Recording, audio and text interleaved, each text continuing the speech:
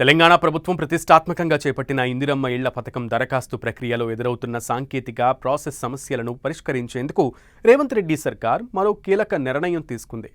Greater Hyderabad పరిధి సహా urban region పరిధిలోని నిరుపేదలకు పక్కా ఇళ్లు అందించే క్రమంలో ఈ మార్పులు చేపట్టింది.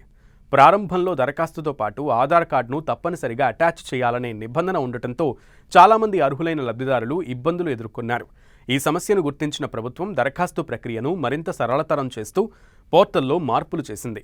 ఉపాధి, వ్యాపారం లేదా ఉద్యోగ రీత్యా కొన్నేళ్లుగా నగరంలో స్థిరపడినప్పటికీ చాలామంది నివాసితులకు ఆధార్ కార్డుపై ఉన్న చిరునామా ఇప్పటికీ వారి సొంత ఊళ్లదే ఉంటుంది.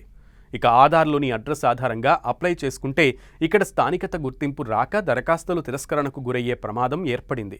దీనిని దృష్టిలో ఉంచుకుని ఆధార్ కార్డుకు ప్రత్యామ్నాయంగా ఓటర్ ఐడి, బ్యాంక్ పాస్బుక్ లేదా డ్రైవింగ్ లైసెన్స్లలో ఏదో ఒక దానిని గుర్తింపు ప్రూఫ్గా అప్లోడ్ చేయడానికి ప్రభుత్వం వెబ్సైట్లో ప్రత్యేక అవకాశం కల్పించింది. అయితే ఇక్కడ దరఖాస్తుదారులు ఒక ముఖ్యమైన విషయాన్ని గమనించాల్సి ఉంటుంది. ఆధార్ కార్డు కాపీని అడ్రస్ ప్రూఫ్గా అప్లోడ్ చేయాల్సిన అవసరం లేనప్పటికీ అప్లికేషన్ ఫామ్లో ఆధార్ సంఖ్యను నమోదు చేయడం మాత్రం ఇప్పటికీ తప్పనిసరి. పథకంలో పారదర్శకతను కాపాడడానికి, ఒకే వ్యక్తికి 2 చోట్ల ఇళ్లు రాకుండా నిరోధించడానికే ఆధార్ సంఖ్యను తప్పనిసరి చేసినట్లుగా అధికారులు స్పష్టం చేశారు. ఈ నూతన మార్పుతో నగరంలో నివసిస్తున్న లక్షలాది మంది పేద కుటుంబాలకు ఇందిరమ్మ ఇళ్ల పథకానికి అప్లై చేసుకోవడానికి పెద్ద ఊరట లభించినట్లయింది.